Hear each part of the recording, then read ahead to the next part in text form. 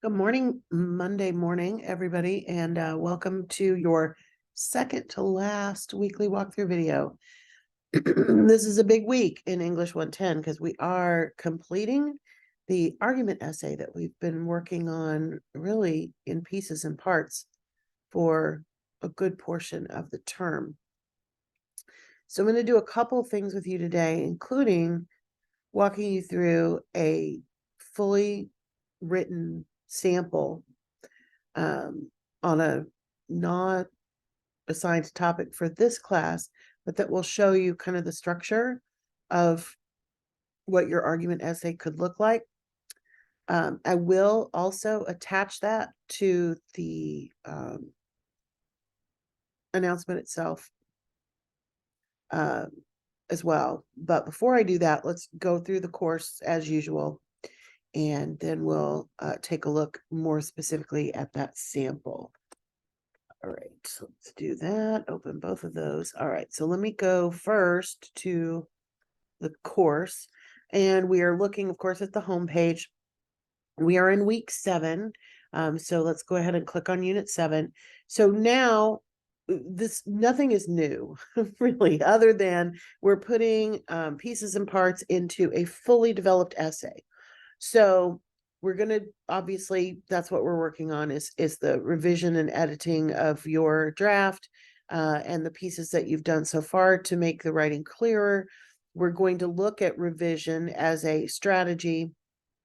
And of course, there's some readings and resources and everything that goes with it. So if we open the folder, you'll notice that the folder is very short this week because all of the stuff that you've learned about writing arguments, rhetoric and argument, logos, ethos, and pathos, all of the previous week's materials do play into this week. But this week, your goal is to finish writing the paper and then do some revision on it before submitting it on Sunday next week, this coming Sunday. So when you revise your work, here are some strategies that you're going to be looking at. There are some written assignments there, but of course, there's also a video for you to watch. So please take a look at those. And these are also going to help you, by the way, with the discussion board, which does focus on revision. All right. So not only will you apply the revision to your paper, but you will also talk about it on the discussion board, which is, of course, right here. Revision is an important part of the writing process. Once you have a draft of your essay, you can then begin editing and revising. That's also not 100% true because we tend to edit and revise as we work. We don't always wait until, oh, I have finished the draft and then we start revision. We do it as we go along, but you definitely want to take some time to revise and edit after you feel like it's already 100% complete. So when you revise, you might add more details, remove unnecessary words, or fix, of course, run-on sentences or other grammatical mistakes.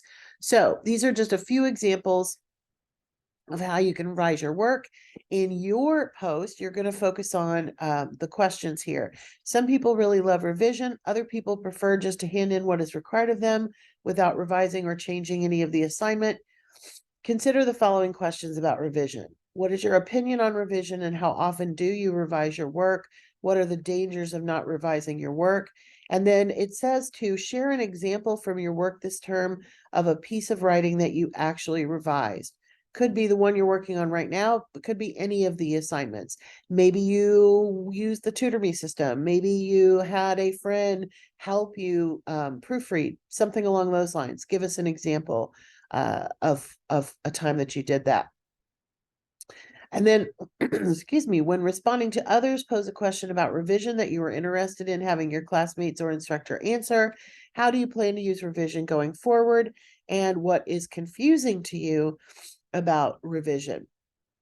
And then we have the argument essay. So again, this is not new. You've actually seen the assignment sheet for this before because it's been included in other work. Your focus is on one of the 3 assigned topics, and you need to use at least 3 academic and reliable sources within your essay. You were assigned to find at least one back in Unit 4. Now, if you ended up using the internet and not a library source, you may not even have one to work with. So you may have to focus on that completely. But you do need to have at least 3 sources that are academic in nature, meaning they have come from the library. Main point there, if you have problems finding research from the library, you may have to go back to the previous units where there were some tutorials about that, but you also should reach out to a librarian at the post library, because librarians love helping students find resources. So there's plenty of help for that, but you do need to have at least 3 academic sources that you are quoting from and paraphrasing from. And wherever you are using the information from those sources, you're going to have an in-text citation. And of course, you're going to have a references page. You also have a little tool here to use, checklist for revisions. You should use that on your own essay. You also may want to have a friend or family member take that list and go through your paper with you or for you and make suggestions as well. Ultimately, whether you use the tutors, whether you use friends or family, anything that someone gives you as far as advice about your paper, you're ultimately the one who, this is your paper. So you can decide whether you want to listen to it or not. But I will say, if they're telling you, this word is misspelled, you might want to I want to make sure you make those changes. But that revision checklist is going to help you and your reviewers take a closer look at your paper. So one final look at the assignment sheet for this particular assignment. Focus on the portion that talks about how you develop. So a clear introduction, body paragraphs, plural, focusing on one topic in support of your argument in each paragraph. This is where you're going to be using your research. You have your own thoughts on it, but you also want to back those up with expert opinion, which is why we're using library sources and not the internet. Then, of course, you'll have a single paragraph as a conclusion, and then a references page for the 3 or more. You may have had more sources that you used in your essay. One of the questions that everybody always asks is, well, how many body paragraphs should there be? There is no right answer to that. It all comes down to how many reasons you have for your position. So if you have 3 reasons, then you would have 3 body paragraphs. If you have 5 reasons, then you would have 5 body paragraphs. The more proof you can offer, the better your argument is going to be. So keep that in mind. We have reminders again about how we are supposed to write in academic speak. We don't use first person. We never, ever need to use a phrase like I think, or I read, or I saw, or I thought. We know it's you. It's your paper. So just make your point, back it up with your research, and move on. No first person, third person objective voice. It does have to deal with one of those topics. And then, of course, it has to have an essay structure. So introduction, body, and conclusion. There is a length requirement for this particular paper. Let's see, the essay should be 3 to 4 pages in length, with the addition of the title page and the references page. So the essay itself needs to be 3 pages long. I can tell you a well-developed 5-paragraph essay is about 3 pages long. So your introductions and conclusions are maybe a little bit shorter than the body paragraphs. The body paragraph should be probably 3/4 of a page. Once you get academic research in there and your own thoughts, they tend to be about 3/4 of a page. But there's no like 100%, oh, it's got to be exactly this long. As it mentions again, you have to have at least 3 in-text citations because you've got at least 3 sources. You can have way more citations. So let's say I have 3 sources, but I use each of them 3 or 4 times. I'm going to end up with 12, whatever, that's math. It's too early on a Monday to be doing math, but I'm going to end up with in-text citations every time I use quoted, paraphrased, or summarized material from the sources. So I may have multiples. I also may not have all my source one is used in this paragraph, all my source two is used in this paragraph. You can mix it throughout the whole entire thing. Okay. All right. There's a rubric. Please review the rubric. I'm not going to read it to you, but this is how your grade is determined. So this can help you a great deal to target what you're working on in revision. For example, under argument, notice that it says there's got to be a thesis.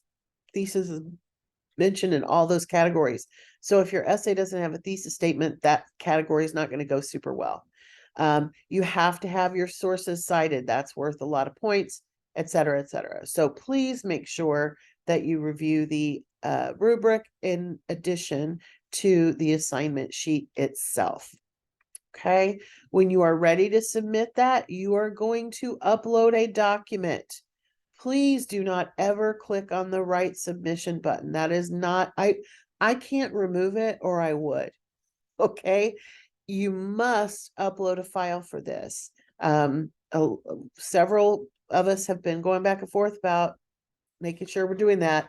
But this one is the biggest assignment, and we definitely have to have everything in order now.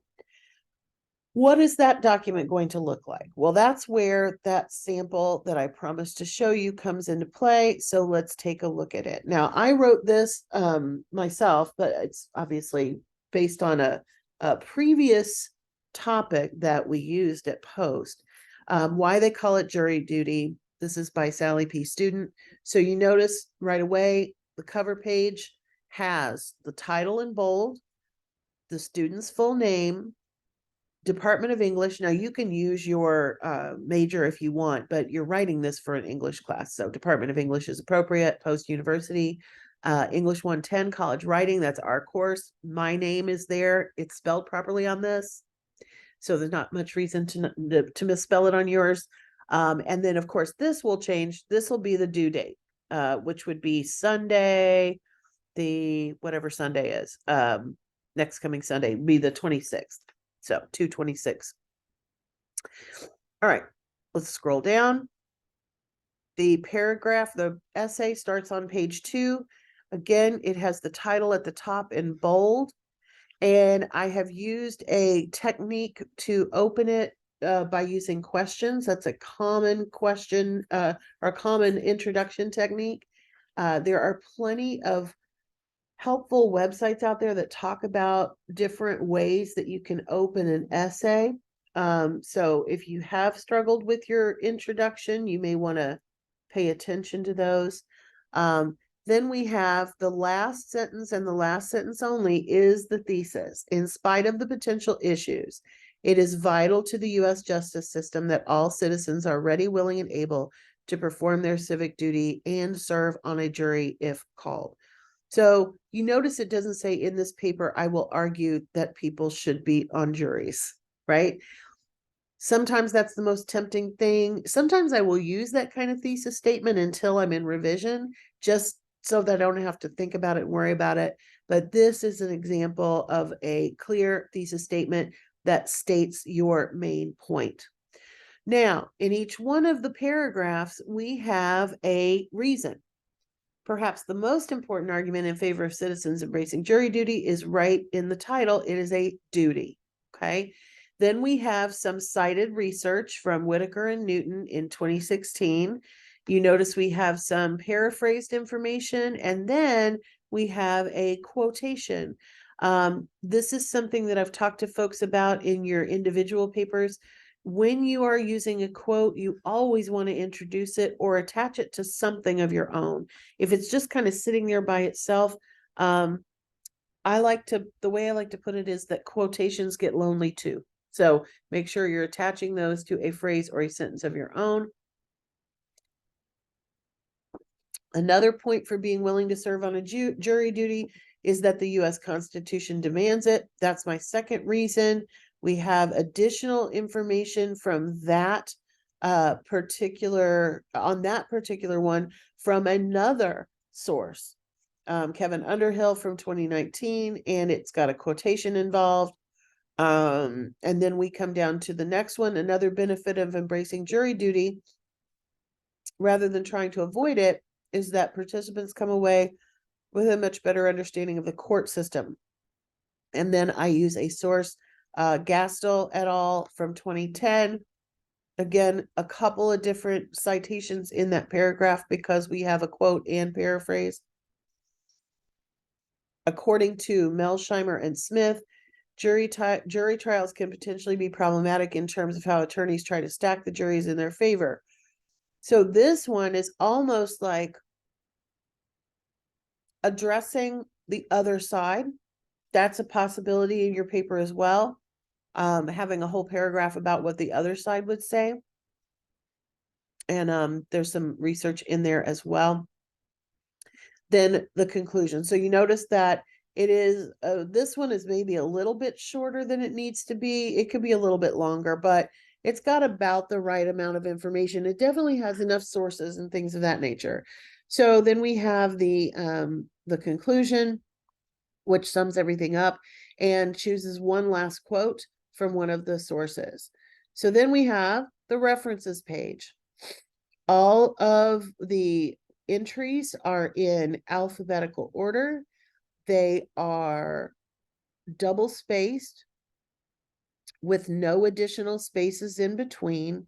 And in all the cases, these have come from the post-university library, and the library itself does provide these resources for you to cite your sources. So when you're in the library materials, make sure that you go into the cite form and choose the citation for APA and use it. Now, sometimes, almost always, you're going to have to add back in anything that was in italics, because if you copy and paste, it's not going to hold, but they will. It does provide the citation for you.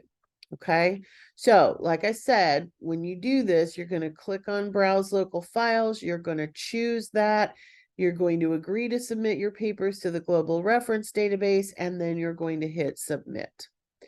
So if you have questions, I am available on Tuesday night. I also would remind you that Post is offering some extra help with the argument essay this week, and that information was posted in the announcements. Let me see if I can find the dates and times. Hold on one second. Yes. Okay. So help for the upcoming argument essay. There are, oh, it's on Tuesday. It is on Tuesday. And it is done in Teams. So there's a link that is in the announcements for the course, for our course.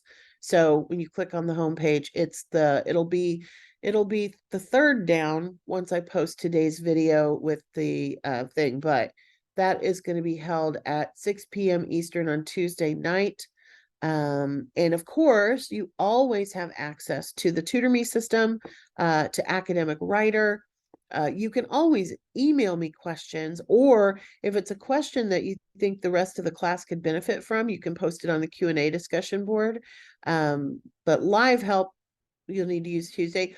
Now, that's not entirely true. Remember, there is the drop-in lab, and there are multiple days of the week that you can get help from an English instructor, but the tutorial or the session that's specifically about the argument essay, they are hosting on Tuesday night. All right. So if you have any questions, please let me know, and I will be back with you one last Monday next week, and we'll wrap up this whole term. It has flown by, as they always do, but I look forward to those argument essays. Take care, everybody.